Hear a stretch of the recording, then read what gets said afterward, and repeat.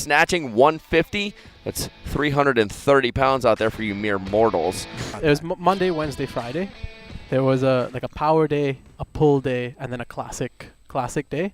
And we trained from 7 o'clock till 11, usually. So That's how I trained from 18 till 27.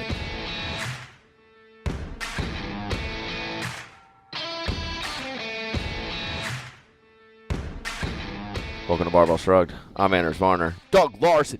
Dude, we're at Alico. We're hanging out in Homestead. This is the 4th show. The Sports Center's brand new. I got this fresh hat on right now. It's squared up real tight. Travis Mash. Squared up real tight. If you're watching on YouTube, there's a reason I look so damn sexual right now. It's because of this hat. Richard Gonsalves. How's it going? Olympic weightlifting gangster. We've been talking for like 20 minutes right now. I'm riveted by the stories you have. Tell me a little bit about your Olympic weightlifting background. Snatching 150. That's 330 pounds out there for you mere mortals in the United States. Mere mortals. Yeah, man. You have all the weightlifting knowledge of this sport. Where'd you start? I can't believe you snatch and clean a jerk? On the spot right now. Yeah, on the spot. I started when I was Hold on. 18. Yoakum is just rolling in with the goods. Do you see how quickly I can be distracted? Yes. There it is. More t-shirts. swag, Yeah. more swag, more T-shirts. You're no longer Yoakum. You're just yoked. Yes. Oh. Killed it. Yeah. You look good in that turtleneck, too. No one wears the turtleneck that well. Talk to me. Tell me how you got so strong, dude. I didn't. He's like, I don't recall being strong. I don't recall being strong. You got too many strong people. Yeah. 18. I was swimmer, I think. Really? Yeah. You and Eddie Hall, huh? We swam together. No, and then we were at school, and it was University of Toronto. There was a very, very good weightlifting coach there, and a lot of very good weightlifters. Akos Sandor, Buck Ramsey, and Akos has been to the Olympics. Steve's been to the Olympics. Everyone's been to the Olympics. Yeah. And so it was a really cool environment to go to. And I remember someone said, "Oh, I bet you can't clean 2 blue plates." And I had no concept of what 2 blue plates were. And I've never even done a squat with a bar. I'm like, okay. And I picked it up and I was like, okay, this is quite heavy. So I'm like, but I'm going to clean 2 blue plates. I remember it took like a month, and then I cleaned 2 blue plates. Yeah. And that's how it all started. And it was fun because when you're 18, you're junior. And 18 to 20, everything went really, really fast. And I all of a sudden found this like identity. Yeah. You're good at something finally. Yeah. And that was really cool to be included. And the environment that I've been in has always been. I was so lucky. It's always been an elite environment. That's good. I didn't go through like a grassroots level. All the guys that I was training with, though, they were like national team. That sounds like Match Elite Performance. Yeah, it's very similar. And when you're in that environment, it's just much easier to get stronger. But it inspires you to push and push and push and push, and not just, okay, this is what I'm supposed to be doing at 18. Oh, Your you know expectations I'm a are so much beginner. higher. Yeah, your expectations are like, I want to snatch 180. That's why when we introduce you and we say you snatched 150 kilos, which is 330 pounds, you're like, yeah, I'm not that strong, though. Because he was at a gym that did Everybody. what? Raise the bar. Ooh, right on the wall. Yeah. Right on the wall. Lico, back there. Raise the bar. But it is easier when you're at a gym like, my gym or what sounds like this gym is like, so your perception is different. You go to, it all depends on your view of reality is not even truth anyway. It's just a few images that you happen to picked up. It's what your mom and dad said to you. It's the friends around you, what they said is real, and that becomes your reality. But when you go into, a typical gym, and 2 blues is a lot of weight. Yeah. It's like, oh, wow, 2 blues. You come to my gym, and they're like, Set 2. Yeah. go to the corner, brother. Yeah. But then you see like Morgan, you see a 16-year-old, clean and jerk 190 kilos. You're like, oh, I have work to do. And now what you think is heavy is something 190 kilos. So then when you do 120, 130, 140, it's no big deal. Yeah. It's just because you're part of the supposed to. process. It was part of the process, yeah. It's part of the process. It's the steps to get to 190. And so it just depends on where you go. It's a huge part. How long was it before you stepped on a competition platform? As a junior, it was relatively quickly because in where I'm from, in Ontario and Toronto, they have a really good system where when they see someone has potential, they try and get them to compete they try and get them to Smart. to learn how to compete, and then you learn how to train to compete. Yeah. Instead of just learning weightlifting and then train your whole life to never compete, the system there really teaches people how to compete and how to train yourself to compete. And so I really appreciated that. I had really good people around me, I think, saying, and my coach also, he's like, if you want to train here, you have to compete. You have no choice. Yeah. So I was like, what is a competition? Well, that comes out of like the best weightlifting schools. You can go online and watch Klokov when he was like 9. Yeah. Like doing clean and jerk, snatch, and on and well, that's how you hook people. Yeah. Look, everyone listening, if you have a gym and you really want a weightlifting team, you know, if the minute you get them in the competition is when you hook your fish. Yeah. You know when you're like, you compete and you go 6 for 6, which is really what you want to happen for your young ones, and they're like, oh, I accomplished this. People are clapping. It's fun. I'm with my team. That is where the fun is, and then you understand why am I coming here and working my butt off every day? Yeah. Oh, it's for this payoff. Yeah. Was weightlifting cool at this time? Because no, this was cool right now. This was right before it was cool, and this is where it kind of helped me in my life, because right when it all of a sudden now it's a commodity, I already had the skill of doing weightlifting. So that's how I got into coaching and stuff. Good. So I learned it. I got a free education in weightlifting, basically, that then helped me become an adult. And why do you think you were strong? Swimming isn't necessarily. No, I think there's a lot of background genetics to do with it, though. Like, I have freak legs. I'm not very strong up top, but I have little. Do you know why? Were your parents strong? Yeah, my dad, and on my dad's side there. I was born in Goa, which is a Portuguese colony in India. Cool. So that's where my heritage kind of comes from. That's so unique. Yeah. So first person I ever met from Goa. Yeah. So I had to come all the way to Sweden to find the kid from Goa. And now I live in Sweden, and the journey, people don't understand that. A lot of people now that I meet, they think, okay, I'm going to start weightlifting, I'm going to go to the Olympics. Yeah. But honestly, it's not like that. You need to first you need to attain, go to a meet, learn what it feels like to compete state or provincial, attain something, earn a spot up. I mean, the best competition I ever had that I did was 140 and 172 or 173, something of that nature. And then right after that, I hurt myself. And I remember trying to get back to that point was like awful. When I was doing it for other people, when I was doing it because, oh shit, if I'm not at that level, I don't deserve to be a weightlifter. I remember I understand when people are in that mindset. Yeah. Because I've been there. And then when I let go of that finally, and it was when I was in Poland, that's when I had the best training of my life. I didn't care about competing. I just was training for fun. That's and going through that journey, I think I started much earlier than a lot of people start now. So I got to help a lot of people along the line. Right. I had a very similar experience with that when I trained martial arts my entire life, but then when I started fighting MMA, I felt like my training used to be really awesome, and then my training, like, because the reasons for training changed, my training actually got worse in some respects. And then once I stopped competing, then all of a sudden training became fun again, and I started getting better faster because I was having more fun, and I wanted to be there more, and I was enjoying it more. Yeah, and it's so important. Like, being happy is more important than your conception of what is strong. Yeah. But you can also not be like dumb to the fact that you're strong, do that, or you're not strong, don't do that. Yeah. Like, it's do what you're good at, and push. For many of us, weightlifting really is just the gateway to personal development. Yeah. Like, we can add 5 pounds to the bar, but that 5 pounds doesn't mean shit unless you're figuring out why that 5 pounds is important to you. And then all the pieces that go into actually getting stronger, of eliminating the trash from your diet, eliminating all the bad friends you have in your life, actually having positive thoughts, learning how to talk to yourself in a way that accentuates your life and helps you grow. Weightlifting's just this basic physical thing that's so simple for us to add 5 pounds to the bar. Yeah. But because there's an Olympic stage and because you can go compete in front of people, now you get the ability to, like, be happy. I think there's a 100% like athlete paradigm. You start doing this thing and it's fun. You're having a good time. You're learning this new movement. You know, you're feeling that snatch perfectly. You're like, oh, this is amazing. You're competing. You have your friends and you're having a best time. Then someone says, oh, you know, you're pretty good at this. I think you could do X. Then you have true. a bad shift. Then you go crazy, and you're like, you obsess over Yeah. trying to make this world team, or trying to medal at the Worlds, or trying to whatever that thing they've told you.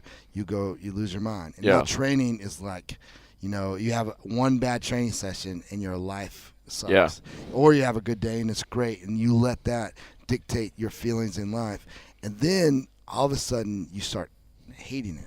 Yeah. And you're like, why am I doing this? I feel like he's telling the story of my life. It's because it's the athlete journey. We can all go right back to those specific spots. Yeah. And someone says, just have fun. So you're like, all right, let's go back to where I started, and I'm just going to enjoy it. I don't care what happens that day. I'm just going to embrace the process.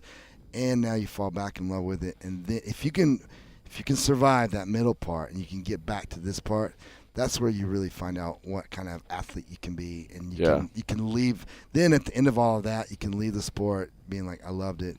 Let's go tell the world. Let's go work for Eleiko and tell the world about how this amazing experience is. Right. Yeah, along the way, like what kind of was your journey? I mean, you find it, you start competing. That was literally, it was like when you find it, pieces, it's fun. No, but it's true. It's so, and I think a lot of people can relate to that.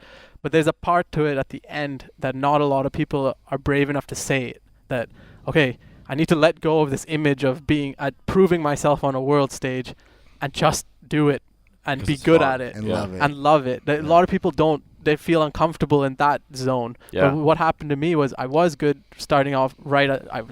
You can say, okay, put him on a world stage or put him on a national team, do something when I was a junior.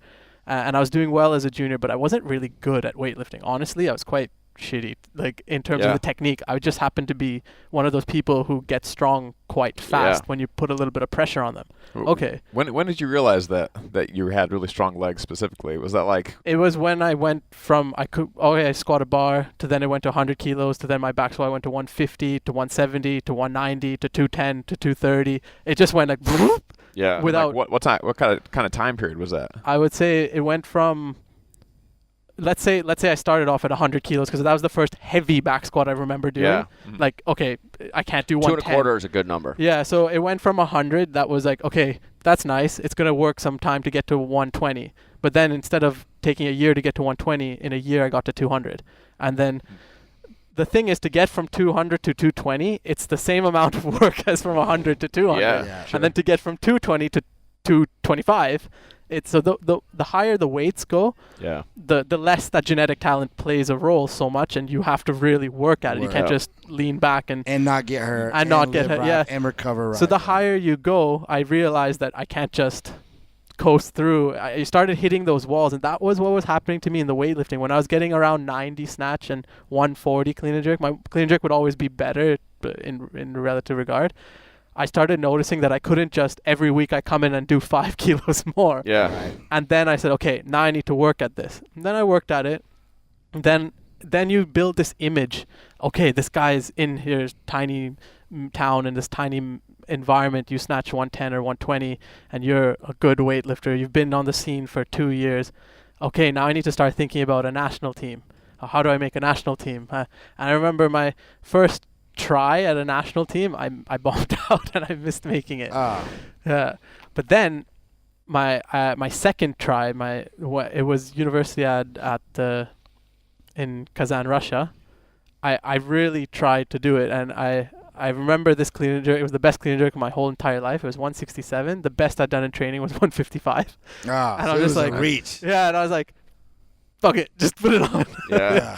And it was there's a picture actually. There's a picture out there somewhere because I trained with Hayden, Adi. This was around that time, and 2 of my athletes. I always forget that Adi was a good weightlifter. Yeah, because she's so good at macros. Yeah, she's really good weightlifter. They're sitting there on the side, and there's this picture in this gym, UTM gym, and they're going like with their mouth open because I have this weight over my head because they know what my training is. Yeah. They've trained with me every single day. And even I'm like, oh my God, that just happened. Yeah, because probably if they told the truth before you attempted, they're like, no way. Yeah, I know. And as your coach, I would have deep down, I'd be like, you got this. But inside, I'm like, no chance. There's no chance.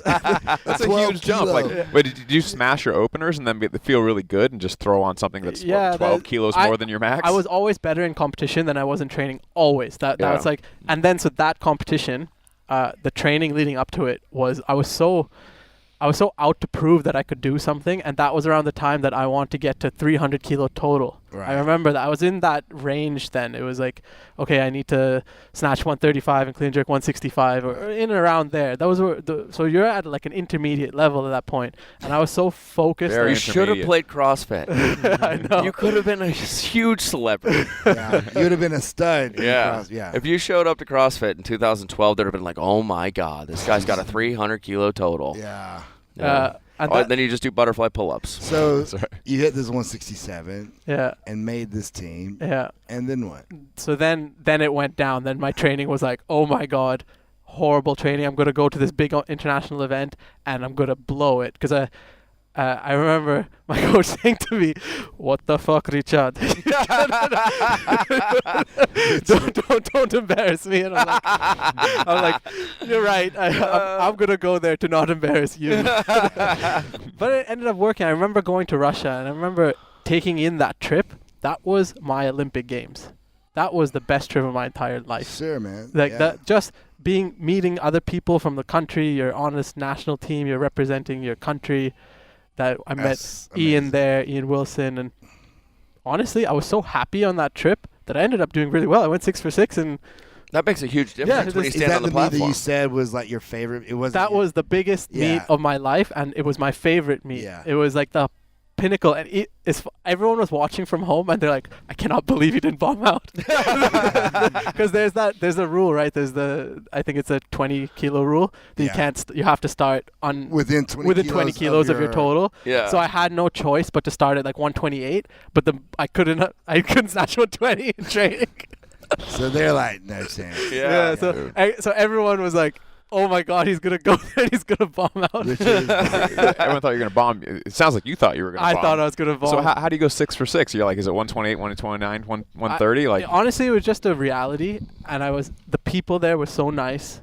The weightlifting environment, the camaraderie. People didn't care what you snatch and clean and jerk. In that environment, it didn't matter It because really there was a doesn't. kid there snatching someone else's back squat. It doesn't Yeah. matter at that point. Yeah. It doesn't matter what your numbers You are. just made the frat. Exactly. Yeah. Have You're some accepted. have some fun and just do what you're good at. Yeah. And that point was like the best point of my life. But there's like a almost like a sense of gratitude. I mean, I felt this anytime I made it to like the regional for CrossFit or whatever it is. Like, it didn't matter if you finished last or if you won the thing. Everybody wants to win, but once you're like in the warm-up area, you look around and you You're go, in I there. know every single person in here has at least done the work to make it to this level. Yeah. So Respect. we don't care. right. Yeah. That's the way. If you go to the World Championships, you'll see like Bodie hanging around the what's the dude from Qatar Yeah. hanging around. Meso. Yeah, and hanging around the dude from Great Britain. So you have what's that kid's name? He's such a nice guy. Anyway, 96 kilo guy from Great Britain. Yeah. And they're all buddying. And then the 96 is like a B or C lifter.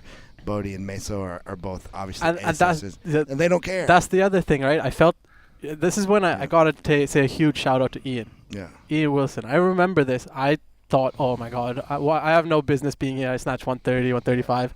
This kid snatches 170. Ian, And yeah. Ian was like, oh man, cool lift. I love when you do this. This is so, I love your technique.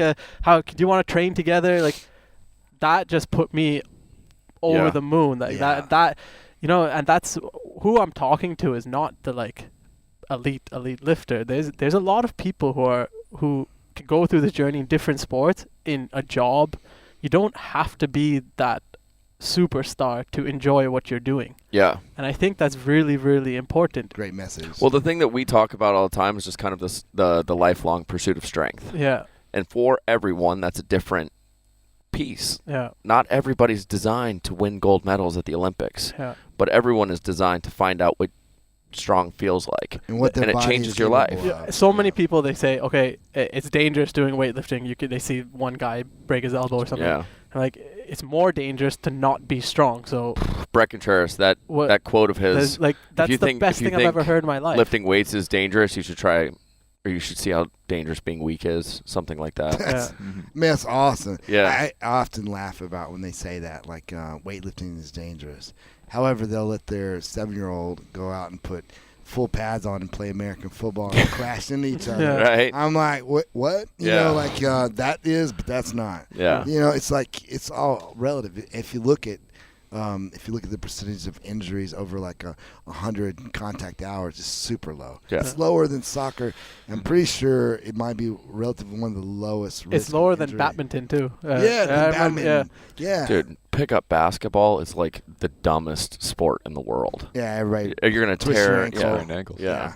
That's Like right. That's why Achilles. firemen aren't allowed to do it in a lot of places. More Really? more injuries happen to firefighters playing pickup basketball while they're waiting to get calls than I could being injured on the totally job. see And that. Oh, then no. they can't go do their job. Yeah. Richard, tell them about your training sessions because it's. I mean, I remember when Adi and Hayden told me like the 3 sessions a week of 4 hours long or what. So Yeah, let's talk about it was that. Monday, Wednesday, Friday. There was a power day, a pull day, and then a classic day. And we trained from 7 o'clock till 11, usually. Mm. So That's 4 how I hours. trained from 18 Wow. till 27. Tell them. Let's break those days down. So Monday, basically your power day. It was usually a complex sort of day, depending on who you are, depending on what you're weak at. I can tell you what mine was.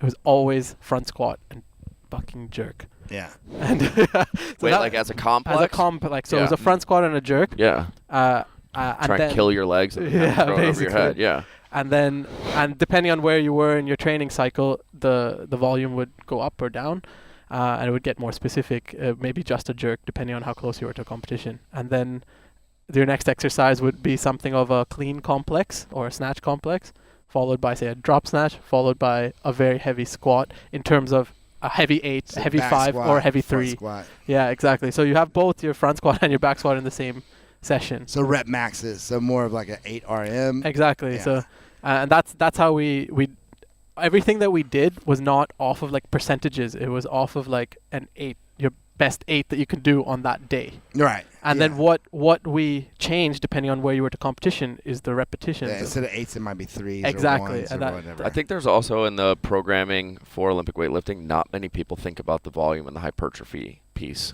in the CrossFit space. They just look at it like it's written on the board, clean, doubles, and they just max out their double.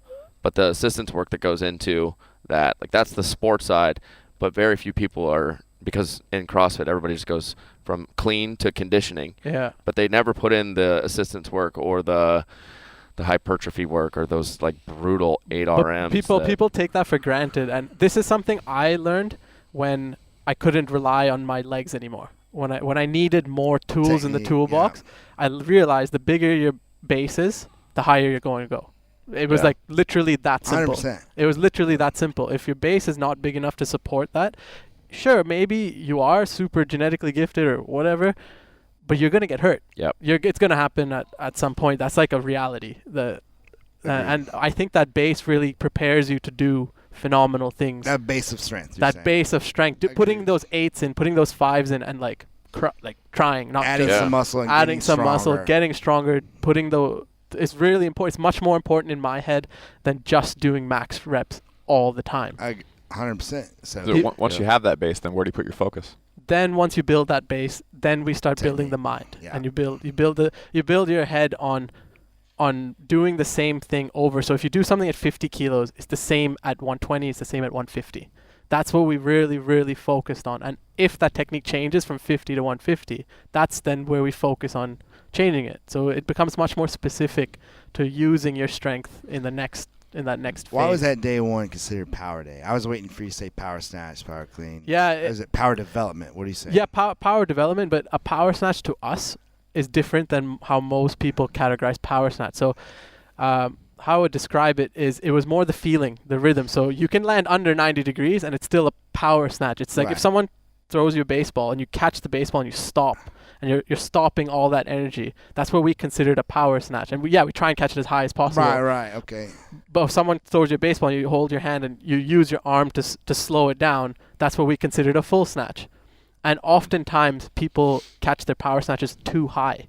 Right. They don't actually. Dude, power or no? That's the Yeah, exactly. That's Right. the- You get that's the caught in the Instagram. power. Yeah. You get power. Power or nah. You get Power power or nah. caught Yeah, in that little thing. But to us, power snatches or power cleans, the purpose of them was more of like stop controlling eccentric control. Eccentric contraction of your muscles. This is great. It's like almost like triphasic training almost. You have this day of where you're focusing on eccentric control, which I think is super important. I think that's important to injury prevention and weightlifting. A lot of you guys, a lot of weightlifters, they have zero eccentric control, and they're at such a risk of injury. I have girls to bounce out of the bottom of everything. Barrel. This is awesome. They have the mobility and they have the elastic strength, but they have no eccentric control, and that's why you do so many tempos and pause. That's exactly why I do so many tempos and pauses. Yeah. And I actually took 2 of my females, and we did a lot of triphasic training, like strictly like they prescribe, because they had zero, and so just doing a little wasn't enough. So we went all in eccentric phases, and it was finally it was like 2 humans I was having trouble making strong, which was blowing my mind. But then I came across this problem. I met 2 people I couldn't make stronger in the whole world. We fixed it though. We did that, and then boom, they both skyrocketed. Not only did they skyrocket for during that time, it's continued now. Yeah. It's like we've given them some eccentric control. I would say that was the biggest difference in the programming that we did, because oftentimes our tempo stuff was mixed in with power snatches, what your general weightlifting jargon of what power is. It was always mixed there. And then your strength days where you build your pulls and stuff was always on that Wednesday. Let's talk about that day. Yeah, so the Wednesday was the shit that no weightlifter likes to do. Yeah, I hate pulling shit off. Yeah, do it for pulls. 5. It makes me want to throw up even thinking about it. Yeah. We come into the gym, Richard, snatch pull, 5 reps. And you just take one step and you go, okay, I'll see you tomorrow. I'm sick today. There he is, the guy that made it all happen. Eric, CEO's walking through. So starting your first thing that day is pulls. The snatch pull, clean pull was out of the gate. Damn. And then also another thing that I remember, he used to make a rule for us. It was before he comes to the gym, always warm up ourselves with press. It doesn't have to be heavy. So warm ourselves up with push press or military press. I never did it because I was never good at press. I'm so horribly bad at press. What a typical way. And he wasn't there. He wasn't there at the gym. I feel for your coach. I know. I'm mad at you right now. I regretted it so much later on. Because then, think about it, someone who can press like 70 kilos but can jerk 180. Yeah. That's a big difference. Yeah. Yeah, dude. Oh my God! You're hold on, Mash, but you're both sides of it. You set world records and do all this stuff as an athlete. Now you're on the coaching side. How many things do you wish when you were an athlete that you had? Oh, so much. Yeah, I wish I listened to that one thing. Yeah. Yeah, because that is such a great way to get hurt. Like let's it's a great way to get hurt. Take Ian Wilson. Like that dude has got zero upper body strength. Like we're friends. I love Ian, but yeah, he could jerk to what he did 211 kilograms clean and jerk, and probably could strict press 60 kilo. I'm exaggerating, but it was really low. Yeah. But then he started getting all these little injuries. But your coach was hitting the nail on the head. It doesn't matter. Not everything is to drive your snatch and clean and jerk up. Some things are to allow you to keep doing snatch and clean and jerk without getting hurt. Yeah. And you guys don't listen. No, if you didn't have to do it heavy, then what was the real objection to doing it? If it was your weakest link? Yeah, it was my weakest link, and at that time I was quite young, and I didn't want to do things that I wasn't good at. Totally. Honestly. But then when he was in the room, I didn't have a choice to do stuff, right? But I honestly, I was embarrassed to press 50 kilos. I swear to God, I was embarrassed to just go there and press 50. You don't want to see other people in the room looking at you? Because I'm the same way. Yeah. The thing that I don't do in my training is strict press, just because it's so fucking boring and I suck at it. I love strict press just because it's so because you got a big ass shoulders. You're strong as hell. I mean, it's just so manly to take something and just yeah, for you.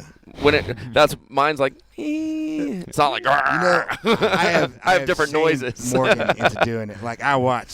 I've learned too. I used to prescribe accessory work, and it was some of it is in the other room. And then someone told on him that he would go over there and not do it all. So now I follow his little tail over there. But I've shamed him. He's finally getting upper body strength. Gamify accessory work. He wanted to be in your same boat. He would not want to do that stuff. And now I'm over him watching every rep because I don't want him to get hurt. There's a reason. And when a coach, guys, when you're listening, all seriousness, there's always a reason. But all you need to do is ask. Like me, if you ask me why I want Even to if do it's just that. accumulation, getting good reps, like that's putting what was time the under big tension thing in. that I learned between, say, becoming an athlete and a coach. You don't need to have blind trust in your coach. You can ask. You can have blind trust. Yeah. You can have trust in Yeah. them, but it doesn't need to be blind. You can ask them, and they will tell you. I love that. But just Yeah. talk to them. They Yeah. When And if you're they can't give you a good reason, then you probably need a new coach. yeah, Yeah. like 10-4. Yes. A lot of people they Or think if they get mad at you. they think that That's a okay, problem. Yeah. Yeah. this is my coach. This is the only thing that is in the world, and nothing else exists. And that's not true. Nope. Go and hear what everyone has to say, and then pick what works for you. I'll be honest, like when Morgan and I, he's only 16, and we have conversations, and Ryan, and if they say, well, what about this? And if it like semi makes sense, I'm probably going to do it because you know what?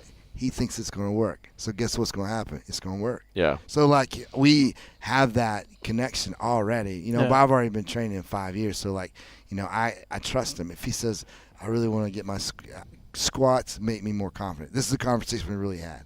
Deep down, we all know Morgan does not need to squat at all now. He already squats 265 kilos, and he's just a baby. He did it at 15. So, like, that's the last thing he needs. But if that makes him feel more confident, I'm fine. Let's squat more. Yeah. We'll get you to 600 pounds. If he makes you feel like Hulk, cool. If you walk in the It's no training room problem. and feel like the most alpha, it's working. Oh, that's a thing too. Like Yeah. he loves to save like a heavy front squat for like 3 days out from when he's going to compete. Yeah. Because he knows he's going to be stronger than Dude, I bet everybody he there. rolls that singlet halfway down, Yeah. and he just fucking alphas people in the training room. And I'm 16. Come watch. Honestly, even at I would do One- that one all chest the time. hair- one yeah, chest one hair. chest hair. I might Point to it. Check it out. Check it out. And I'm still Terrible strong.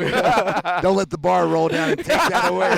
So, but like he did that even at Youth Worlds. He did that. He did a heavy, and everyone go, what? What? Yeah. What's happening right here? And so there's something to that. Yeah, totally. But that relationship, that coach-athlete relationship, it's one of the most important relationships you can have in your life. Yeah. It can be super, really, really good for you, or it can be really detrimental. Yeah. It depends how much effort the coach puts in, and it depends.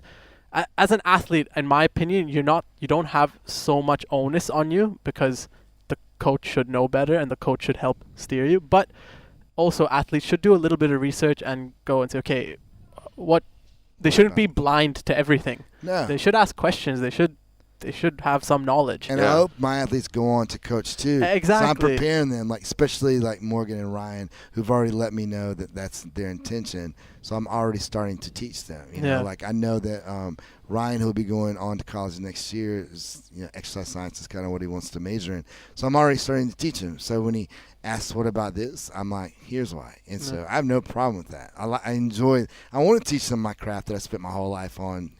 Perfecting. And it's cool when they can then pass that forward. Yeah. Right. And maybe they add something that they've learned that you don't know, and that's how the community grows, and that's how you grow really, really good clubs, and that's why really old clubs end up being really cool and really or not. Yeah. You know, I think one of the coolest things ever was last week before I came here, we did a little clinic, and Morgan and Ryan are helping me, and I'm listening to them telling everyone's kind of practicing snatch or clean jerk or whatever it was, and they're walking around giving them feedback.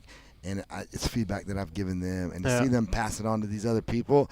I mean, I was such a proud coach. My heart was like, "Brr." I'm like, that's my boys. You know what's funny? That's exactly what you just said. Is that when my job now is to basically go and sell weightlifting equipment, and I don't really talk about anything that has to do with weightlifting equipment. For sure. What I tell club owners, or I tell a new gym operator or something, is the semantics of weightlifting are the most important to the culture that you build in the semantics. Put your weights away.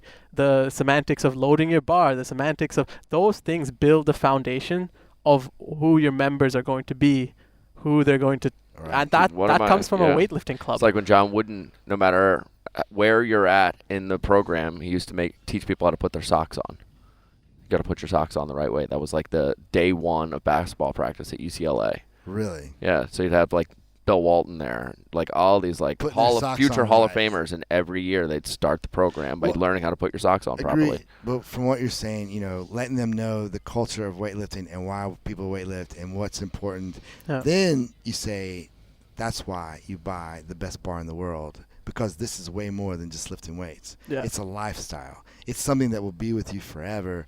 It deserves the best possible product. And that's on face value. You take away the name and you don't know anything about it, and most people look at weights as a commodity product. But anyone who's anyone knows that weightlifting has nothing to do with the equipment you're training on. It's the feeling that you get out of it. That's more important than hitting a world record snatch, because not everyone's going to hit a world record snatch. Not many people at all.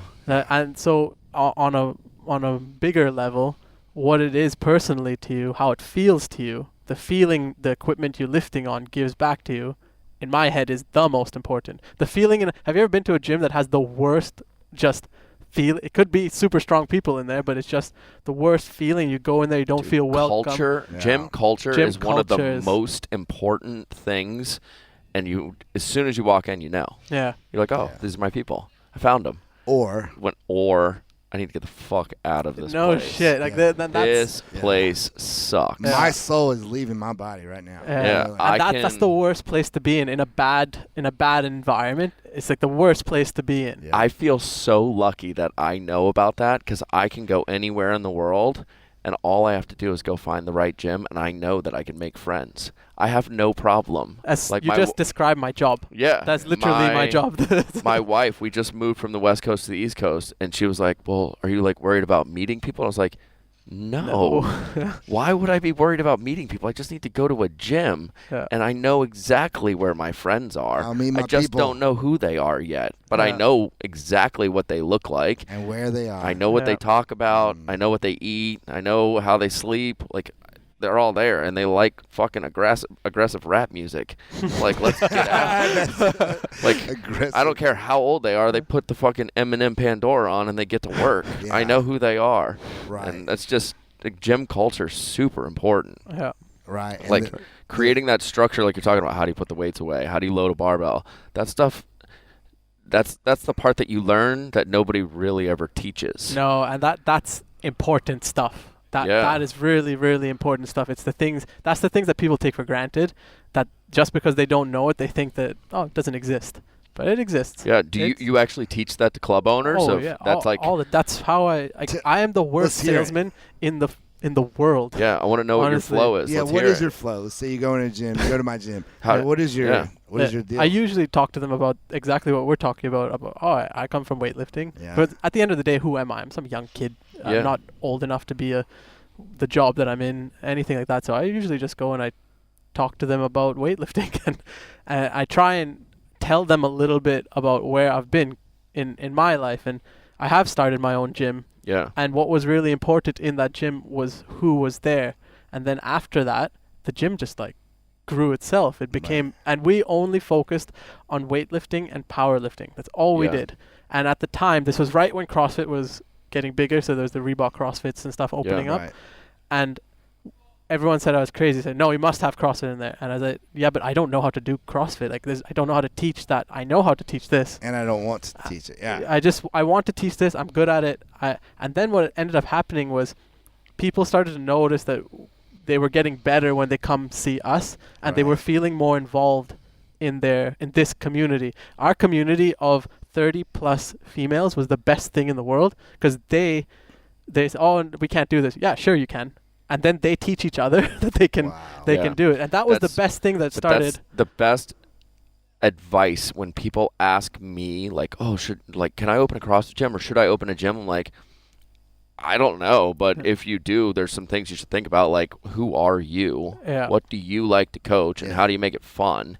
Because there's plenty of people. If you're just trying to open a CrossFit gym because you see other CrossFit gyms that you like, then you're just going to try and be like them, and there's no way to niche your community and really have those like core values inside there. Somebody else. You can anyone can open a CrossFit gym, but in order to have a successful one, you have to have a specific type of person Totally. and a specific vibe, and then all the people that are looking for that vibe will come find you versus trying to be like the gym down the street or the one that you like on Instagram and being somebody else. What do I was thinking what an do easy you- way to look at it is like, are 80% of your friends fitness people already? Is Yeah. that just already who you are, and Yeah. you're just scaling that into a business? Or are they weightlifters and powerlifters? Yeah, and Yeah. that I when you say what's my process, I always ask people like, what is their intangible quality that they're going to commoditize? Totally. What's That's- yours? I'm quite good at finding good people. Actually, that's Yeah. I think I've that's a really good question, but I think I have a really good feeling for when someone is authentically passionate Yeah. about what they do. So I generally don't care if someone buys a Leico or they don't buy a Leico, because say someone who just wants to copy someone, they buy a Leico, that's a transactional purchase for one thing. They're not going to want to be my friend. They're not going to be interested in having a long-term friendship. Right. A lot of my customers, we're friends. I can go anywhere in the world I want now and not be alone. Yeah. That's quite cool. That is cool. I'm very happy with that, and Yeah. I'm very proud of that. And that's, I guess, that's a super tough question, but at the same time, I'm just good at finding. Mash, have you thought about that? What really separates Mash Elite from like the intangible pieces? Yeah, I think it would just be like my attitude as far as, I think my attitude and the athletes I surround myself with, it's like our level of what we think is good. Yeah. I think it just, when someone comes to my gym, what they thought was good probably no longer, it's a different paradigm. And so we just, you snatched 140, perfect, that's good. But, that's your step along the way to a long process of getting really good. Yeah. So I think even with my football players, it's been that way, from first time I started coaching. So like I'll meet an 11-year-old football player, for example, and I'm gonna, we do goal setting sessions. And like if he tells me, hey, I would like to play in college someday, my goal has always been to shift their paradigm up one. So I'm like, that's cool, but wouldn't the NFL be better? Why only college? Like what gives you that limit? Why that ceiling? And so that has always been my mindset. Yeah. And so I think the athletes that come there and embrace it and stay have the same feelings. Yeah. Like Morgan and Ryan talk about, we're 5 kilos away from a world record with Morgan.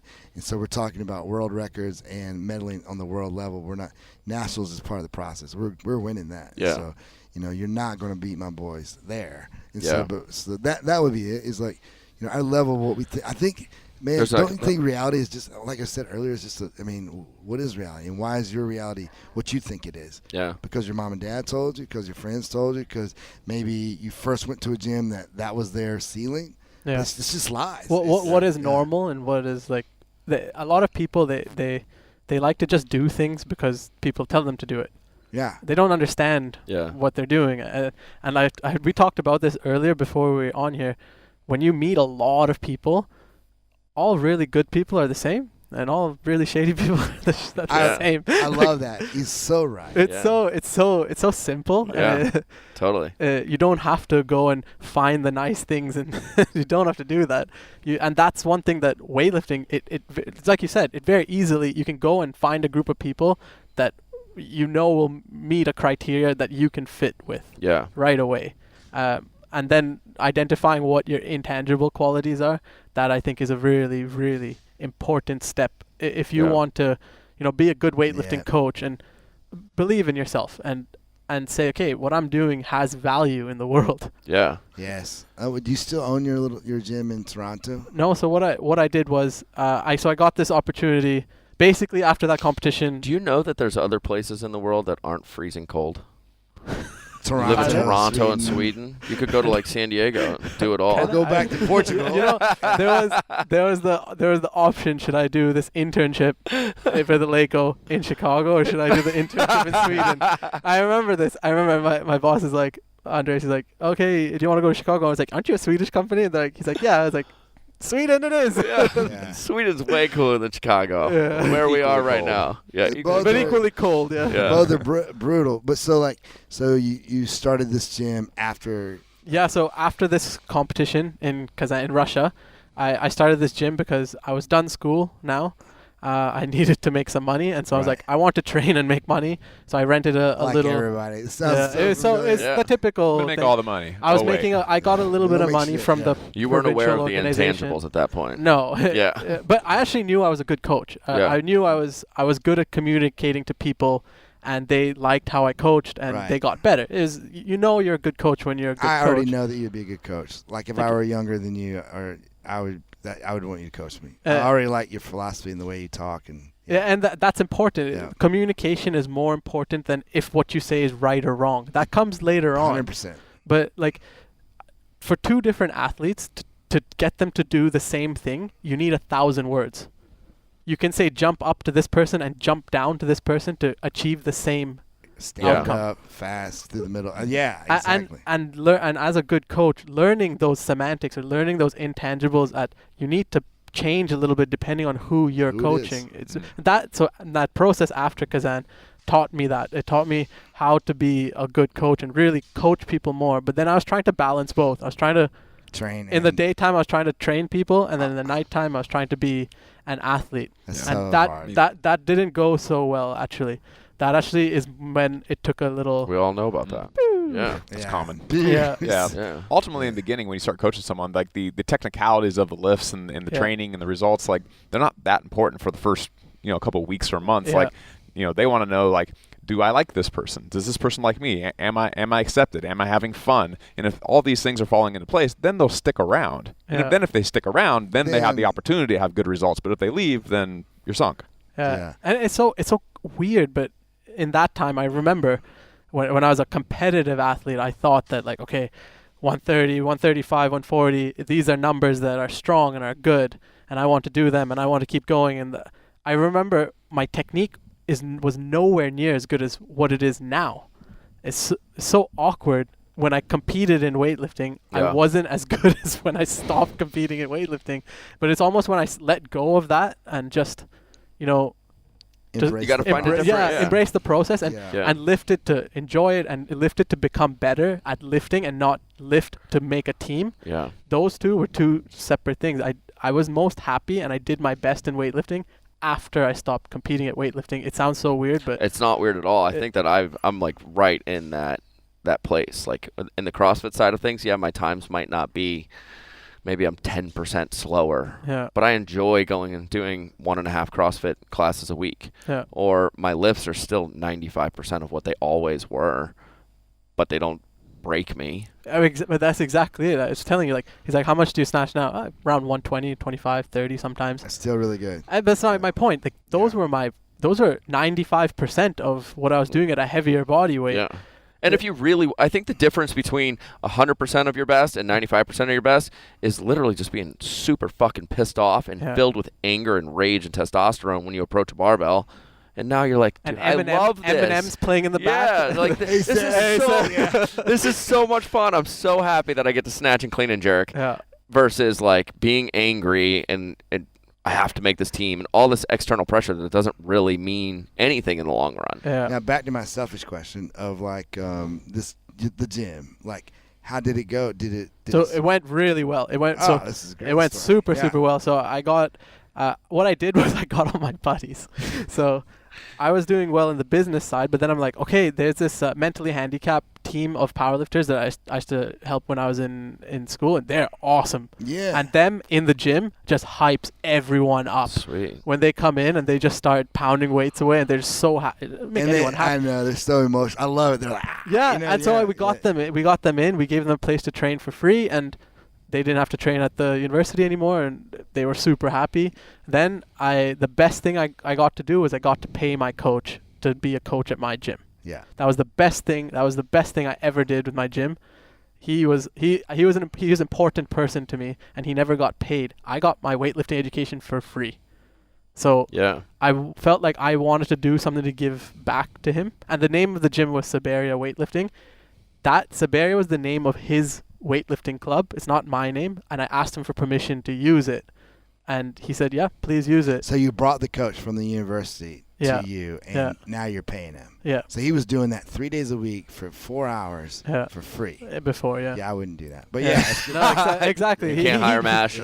But that's also why, you know, what he didn't want to get paid, because he said, if I get paid, I don't get to choose who I coach. And I said, you don't have to worry about that. I'll pay you regardless. Yeah. But he only coached at nighttime for an elite group of people. And what I learned there is, if you're trying to make a business out of this, a weightlifting gym, or a very intangible thing, where you can't just tell what's tangible in this business, you need what our model was. Our competitive team was not where we made our money. It was what made Never our reputation. Yeah. Totally. It made our reputation. And then on the other side of it, teaching people that they can belong and they can be there and they can learn all those things, but they maybe don't have to go and be on a national team. That's where we trade. Smart. We trade someone $1 to be part of that value. Yeah. Yeah, that It's is pretty much brilliant. like that in every niche strength sport, or even, I mentioned MMA earlier, every martial arts. Like, you have all your competitive MMA guys that train for free. You have all your national caliber weightlifters, powerlifters, jiu-jitsu guys, whatever it is. Like, the team is there because they want to compete and they want to do really well, but they often train for free. And then you have like the 200 members who actually make all the money to keep the gym open. Totally. That is same at my gym. You know, I guess when I said that I wouldn't do that, but that's exactly what I do. 'Cause I actually pay not only do I do it for free, I pay them. Yeah. So, but like They're a massive expense line. they're a massive expense line. And so, but yeah, you have that. It often keeps the gym owner motivated as well, because most gym owners want to train the elite guys or their best people. Right. But then regular people is kind of fun at some level, but really oftentimes they're there for the guys that are really, really good. They're really good is what keeps you motivated and what keeps you up at night saying, how can I get one more kilo on, Ryan Snatch? Right. And so it's the same. And so like, so you started doing CrossFit powerlifting, and like how many members, how did it grow? And then So we only did powerlifting and weightlifting, and our main member base was the CrossFit community to get better at CrossFit. oh, so you were like, I feel kinda like those bond. gyms, yeah. your gym at that time was, I know multiple of those gyms that were around me, and they all smashed. 'Cause Yeah, they it stayed was- in their lane, Yeah. and it actually turned out to be a longer Do business what you're plan. good at. Yeah. It was simple as that. Do what you're good at and grow your reputation. And you wouldn't think that the people that are paying $150 to $200 a month at the CrossFit gym would then turn around and And do buy it the again. 20 punch class No, but at your gym. exactly. And now you've got people paying $500 a month to go learn snatch, clean, and jerk, and then go to the CrossFit gym and learn how to do kipping pull-ups. But they all did it. What it was? all It was did so it. funny. I got that question so many times. Oh, but we pay this other membership. Okay, when we teach snatch, clean, and jerk. Do you want to learn snatch, clean, and jerk? Pay us $100. Yeah, you can also learn snatch, clean, and jerk it's- one day a week at your gym and not be good at it. It's super simple. Yeah. Yeah. And then after a year, it stopped being a question. People didn't question it anymore because you get good. You come and you train with a good environment with good coaches. You You get good at get that. good. Do you know Sean Waxman? Yeah. Yeah. Whackman, He fucking smashed that model. Yeah. He just did snatch, clean, and jerk and taught all the CrossFitters in LA how to move well and crushed it. And he's got a beautiful gym still. Yeah. It's a phenomenal model. Yeah. So you grew that gym. Yeah, it went from when I finished there, so it went from 10 or whatever we started with, and then by the time I was done, it was about 70, 75. That's awesome. And so then you decided to make this move to Sweden. Yeah. What did you do? Did you close it, or did you just? No, I was really upset about that. I was like, okay, one piece of advice, guys, whoever's listening, do not build your gym around yourself. Do not be your God. intangible quality. You need So to true. teach other people to whatever value you come into the equation with in terms of intangibles, Right. you need to pass that on. If it can't exist without you, you did not do a good job. I could talk to you about this for like hours. Yeah. I really believe that, and I had so much anxiety over this. I did something I was super proud of, and then I'm like, oh shit, if I walk away from this, It falls. it falls The apart. energy By the way, in my gym. Go ahead. I was going to say, by the way, as you're saying that, it doesn't mean just teach it to anyone. Like, No, if you you- have the intangible quality of, Yeah. of recruiting and building a team and relationships and all that, you don't just pick some random person and be like, There well, you this go. guy's terrible at it. I'll just teach him till he's good at it. Yeah. That's not the game you're playing. You No. want to recruit someone that's Yeah. already pretty fucking good at what you're also good at, Yeah. Right. and then just perfect and refine and tweak that person Tell to him- be your style, maybe, Right. or as best you can. And but give them the tools to teach someone else. Like there needs to be a trickle model where otherwise it's not going to last for 10 years. And now you didn't really build anything. And then you didn't really build anything. You were there, you did some sort of e-commerce or commerce, and then And so then you left, and what happened? So basically, just at that time, I had a friend, Daniel and Rachel, and they were like the passionate gym owners, and they wanted to open up a boxing MMA gym. And I'm like, look, I can see the passion that you guys have on this. I have built this huge culture already for you. We have this coach. Her name is Amanda. She's on the national team in Canada. They can fit together, and they bought it from me. And they took it and did things with it that I could never do on my own. Yeah. They took it and scaled it, and now it's like 150, 200 members. Like it's Beautiful. Do they still have the boxing? and everything. Like they're killing it. It basically, I saved them the first year, 2 years of building the culture. Sure you They got this like super injection of culture, of atmosphere, and then they took that and ran. And they crushed. And they, because they're such good, there's something about, I'm good at finding people, and they are outstanding people. Yeah. And the community was so important to them, and they really relied on that and pushed that, and now their gym is thriving. That's also a massive skill on their side to be able to bring the sports that they're teaching, the MMA side, and then mesh the weightlifting and powerlifting side into it, because those don't always flow well They together. started to learn that you can share people. When people don't fit so well in the hierarchy on this side, they can find a new identity on this side. It's brilliant. Because the cultures are the same. The culture that they taught the same culture through hard work. Yeah, hard work. A lot of weightlifting gyms are killing it now that they partner with the gymnastics, and so then you wait till the girls, get to at a certain point, you're either going to continue on and be an Olympic caliber or collegiate. Yeah, right at like gymnast, 13, they kick you out. Or somebody says, look, it's not going to work. Well, you end up being an amazing weightlifter. So, like, it's a brilliant model to partner with a gymnastics club. And that was really cool. And I think that for me, I felt like if I just stayed there, I really like to grow. I really like to do stuff. I really like to keep going. And so I saw a lot of people say, why are you going to go to Sweden for free? And I'm like, I see opportunity.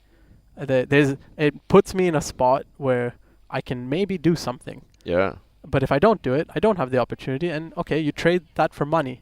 Yeah. And money is funny like that, right? Like, why does someone take a $40,000 job? Why do they trade X amount of time for $40,000? That's what they value themselves. They value it's odd how people put that value on money. They don't put the value on opportunity. And there's a term in economics called opportunity cost. Like, what do you give up by taking money, or what do you give up by not taking money? It's very important to think about We could that. be on Skype right now doing this. Yeah. But we're in Sweden, hanging out with you in person. Yeah. And making we could opportunity do costs, anything else. Like, we travel specifically because of what you're saying. It costs a lot of money to bring a full team on the road with you all the time. Yeah. But there's a specific reason that we have a videographer do it. We're here doing it because of exactly what you're talking about. This interview's cool, but dude, we get to go lift weights, and then we're really going to be best friends by the end of the day. And you meet the people, and you form relationships, and a lot of business owners, and this selling my business taught me this. A lot of business owners, they think on like a balance sheet, money in, money out. I need 10 members to break even, and that's also how people buy equipment. They say, okay, I can't buy a Leico because I can't get 30 members in the first 6 months. Yep. So immediately you put a ceiling on yourself. Yeah. Say, okay, I try and talk to them about utility. It's very different. Utility, sure, it takes in money, but it also takes in happiness, takes in time. There's much, much more things to how much utility your life has, your person at the end of the day. Yeah. Right? And a lot of people who start businesses, when they try and just copy something, they don't think about the utility that business brings to the world, that the business brings to themselves. That's an important thing to think about. You talk about the happiness piece. Did you start to become unhappy with your gym at any point? I was unhappy that I couldn't see myself growing. And that's ultimately what led. And also because this was a big downturn in my weightlifting career. I got hurt, and I couldn't go to the Commonwealth Games because I couldn't qualify for the team. I wasn't good enough. It was a weird time in the athlete's life. It was just, I was so down that I got this opportunity to go to the Commonwealth Games as a volunteer and be in front of a Leico, and I worked with them there, and then they really liked me. And then that's where I got this internship in Sweden, and I said, yes, absolutely. Man, that turning point for an athlete, when it's like it's the end. That's when I sold my gym too. They're coming to terms with it's the end. It can be one of the most darkest places an athlete will ever go. I know for me personally, it was like one of the most depressing moments. And like some people fail miserably in this time, and they don't ever come out of it. There needs to be more. I think there needs to be more help for athletes to transition from athlete to working at identity, right? But this was the big thing. My whole identity was built around being a weightlifter or gym owner of a weightlifting gym. That was who I was. If you asked me who I was, I'd tell you that. But not anymore. Yeah. And building that new identity is quite difficult. It's hard for, especially if you're a kid. Man, I feel like this is just like the hero's journey of where everybody goes. You have to go to the top and then realize that you've been chasing this thing that doesn't exist. You built the whole thing in your mind, and then the crash, you got to go find out what it was all for. And it was in that like middle period that I was like, then I applied for my visa, and turns out I can't get into Sweden for like 6 months. Just hanging out. And so I don't have a gym. I'm not good at weightlifting. You're just like, and my girlfriend broke up with me. No, she did.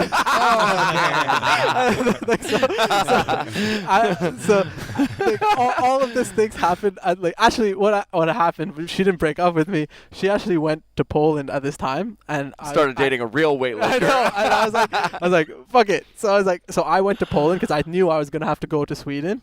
And this time in my life was so chill. It was live in Poland, eat pierogies, go to gyms, hang out with people, go to Spawa is one of their main training centers. And because I went to Spawa, I know a lot of the Polish weightlifters. And they're like, why don't you just train here for a couple months? I'm like, yeah, sure, why not? Best weightlifting I've ever done in my entire life was in that period. So because you had a little money from selling in the gym. Yeah. You're waiting on this opportunity at Sweden. Wait, even though you were injured? Yeah, I got better. So between Commonwealth Games is when I was injured, and then there was a whole year to Pan American Games. So you got healed up. I got healed up, and then I left. So it was maybe like a year and a half in between that I wasn't lifting, and then I left for Sweden. Can we talk a little bit weightlifting? I don't know how much time we have. I'm just curious. In Canada, like you guys have for such a small country. I'm talking about population. Yeah. You guys are really Canada's killing it. Yeah, they have good communities in Quebec, in Vancouver, Calgary. They have really old communities of weightlifting that pass down skills and generations. They teach kids how to be good, and then some kids go into this, some kids go into that, and some go foomp. Some kid like Bodie goes foomp. And Bodie comes from like a weightlifting family, and Bodie's brother Noah is awesome at weightlifting. Yeah, Kid snatches 140, skinny jerks 175. He's a world team member. He's really good. He's really, really good at weightlifting. His sister is good at weightlifting. His brother is good at weightlifting. Like his other brother is like about to make the NHL in hockey. He's like it's amazing athletic family. Well, I'm assuming that person is much lighter than you, since those are pretty much your numbers, and you repeatedly say that you suck at weightlifting. You say the guy's awesome. Yeah, no, he's about the same weight as me. But what's that all about? Yeah, he's got the same numbers as you. He's been basically. in Sweden, and they're all humble. I think you've been in Sweden so long, you're just being super humble. No, I think that when I was growing up, the competition wasn't the level that it is now. So I think my perception of myself and other people's perception of me was, okay, you're quite good in this environment. But now I think I compare myself to a lot of people that they do it now, and I'm like, it doesn't really. I'm not really that good. It doesn't matter. Yeah. So I never really. Weightlifting was not as cool. No, it wasn't as cool. So you didn't have a lot of people doing it, and now the level is just like. That's the same thing in the CrossFit thing. Everybody knows now what good looks like, and it's not even close to what it was like. There's a back kid then. in Canada. His name's David Samoyoa. He was in my time of weightlifting, and he was just a little bit better than me. So if I was doing something, he'd do like 5 kilos more, but same level as I was. And I kind of expected, okay, all the generational weightlifters from my level, like time, basically stopped. Right. But he kept going, and now he's snatching like 160, and he's cleaning 190. What? Yeah, he kept going. He kept putting the work in. What weight is he? He's 89 kilos. I haven't met this guy yet. He just had this big breakthrough at this world champ, and I was like, holy shit, like, good on you, man. Like you had that piece that I didn't have. You had that piece to keep pushing. You had that key piece. Could I have done it? Maybe. did I have the mind to do it? Absolutely not. Yeah. He got injured. He went through all the same shit I did, but he never gave up. That's the best story. And identifying that and seeing it, I was so proud of him. Actually, how do you feel about that story? Is he he went to Worlds, so it's great. Yeah. Is he going to go to the Olympics? Probably not if you put him one cycle back. Maybe. Yes. But I would say wrong Olympic cycle just because Bodie's there, and I don't think it wouldn't make sense in my head, and 89 is not a Olympic category. He would have to go against Bodie. Yeah. He's not beating Bodie. I don't care how many cycles he goes back. No offense. No, but Bodie didn't exist in the last cycle as how he is. I see what you're saying. I thought in terms of opportunity, the Olympic candidate for the last cycle snatched 155 and clean and jerked 190 and 85 kilos, and that's basically what he's doing. So he's Olympic caliber athlete from Canada. But the wrong quad. Bodie is probably going to medal at the Olympics. That's how good he is. Bodie's already lifted more than any American ever at that weight class at the 96. He's like phenomenal. He's had 400 pounds above it. He's a 96 kilo lifter, and he's actually had 182 above his head several times. It's not quite. He snatched 176. I was there at the Pan Am Games, and I saw it, and I'm like he darn near won the Pan Am Games, and Dallas might beat me up for saying this. If they'd have made some wiser decisions on his clean and jerks, I think he would have won. That he was on fire. A lot of people, they don't know this, but they go, especially they don't see a journey. They just see the result now, and so they think, okay, I'm gonna do that. But then the thing is, people don't just become special. He was special at 13. He was special at 15. He was special at 17. He was special the whole way through. That's my favorite thing to think about somebody like LeBron. Yeah, it's like LeBron's been a gangster since the day he was born. Yeah, he was the best on his block, and in his city, and in his state, and in high school, and in AAU. There was never a basketball court that he didn't walk onto that he was just like not the best ever. Yeah. And they don't realize that. They don't. Oh, they see that he snatches big weights now. Yeah. And I'm like, but when he was 15, he snatched like 135, 140. Like he was special then also. It takes some people could just keep going and going. They just hold that, and these are all different. What I'm mentioning now, you have like me who went through life as probably most people do. Then you have David who keeps going and makes it. That's the beautiful. Who fights for it? You know, that fight, that little bit of crazy to dream.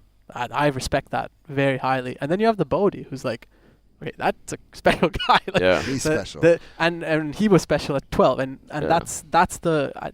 You don't have to be any one of them, but be you have to tell yourself, what am I? Who am I? We talked quite a bit about your past, but what's the future look like for you? What's like the next 3 years for you?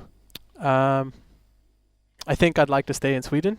I'm doing quite well at my job and my role. I'd like to develop in my role, and I'd like to help build the Aleco brand more, because I'm responsible for Asia, Middle East, Australia, all the export countries. What a fun job! Yeah, it's quite a fun job. I've been to quite a few places, and I'd like to build that up, and I'd like to build it to a point where people associate the brand with this community. At the end of the day, the reason people like Aleco is because it's attached to a very specific community, and understanding that community and building that up in regions where the training knowledge in Asia is not very high. It's so condensed to the circles of the federations and China, the people who lift. But the average person there doesn't know this stuff. The maturity level of fitness is quite low there. I see that as a big opportunity to teach and to. I've had people from China DM me. I'm like, why are you DMing me, man? Like, Lou's. Don't talk to Lou. But they don't have access to those people. Yeah. But it always blows me away when these countries where I know that have the best weightlifters in the entire world that's ever existed. Yeah. And they're messaging me. I'm like, you need to message anybody on that team, and they're amazing. So I have so many questions. We do have to go eat lunch. The guy, minute. You got it. All right. The guy just came in and said he gave me the lunch nod. All right. I'll keep it simple though. Let's talk just snatch. Yeah. Give me 4 important points to technique for snatch. I want to hear what Canadians say. I don't know if You're speaking this for is, the whole country. Yeah, I know. I don't know if this is Canadians, but Or say Richard. Yeah. Yeah, what I've learned, I would say Steve, what he's taught me, and I definitely teach that forward. I usually start teaching it backwards. I always teach snatch backwards, and I start with the catch position, and then I usually transition So to like an overhead squat. yeah. Yeah. And so then I usually break it down into your first pull from your floor, Right. your throw, your second pull, and your catch. So yeah. those are what we focus on in terms of the teachables of the snatch. Right. And at the end of the day, we don't really teach the technique of what your body is going to do. Rhythm, timing, and direction.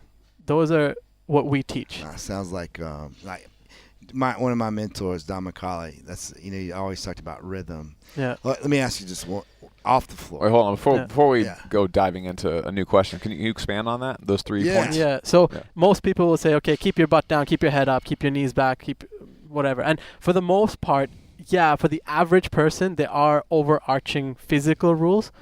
But what we like to focus on is rhythm, for example. When your feet land, you catch the bar. Right. For example, why do we have wood on our platforms? There's something called proprioception. You need to have feedback to tell your body to catch things.